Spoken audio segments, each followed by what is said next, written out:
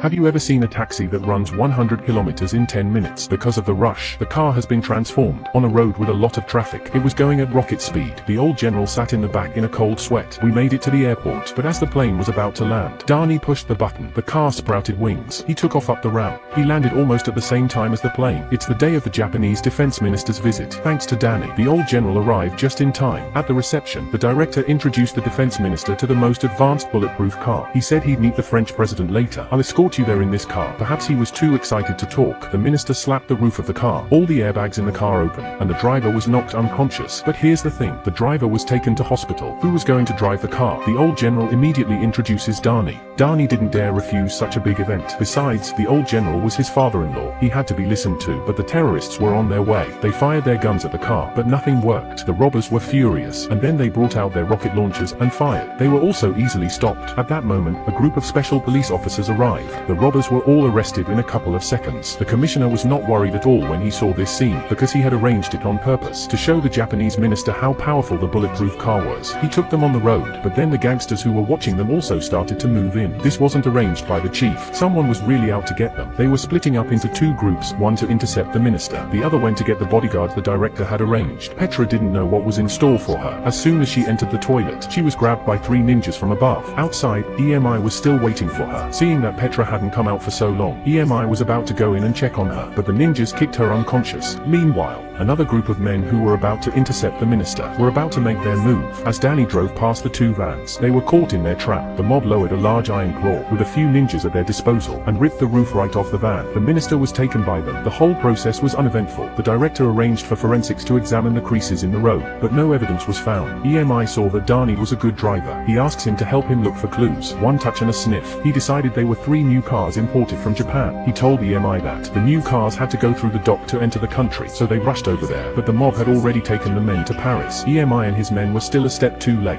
At the right moment, a female Japanese agent brings an important clue. She told them the minister is in France to discuss cooperation between the two countries. The Japanese mob is selfish and self-serving. They didn't want the government to cooperate with other countries, so they took the minister away. They wanted to hypnotize him, so they took the minister away to kill the president of France, thus provoking a war between the two countries. By this time, the hypnotist arranged by the mob was already off the plane. We were running out of time. Something had to be done. We need to get in touch with our Parisian delivery boy. Ask him to help find the mob's trail. Not to mention that the delivery team is really strong. And they found it, but it was too late to get to Paris by civilian plane. It would be too late. So Dani asked his father-in-law to help mobilize a military plane to fly them and the taxi to Paris.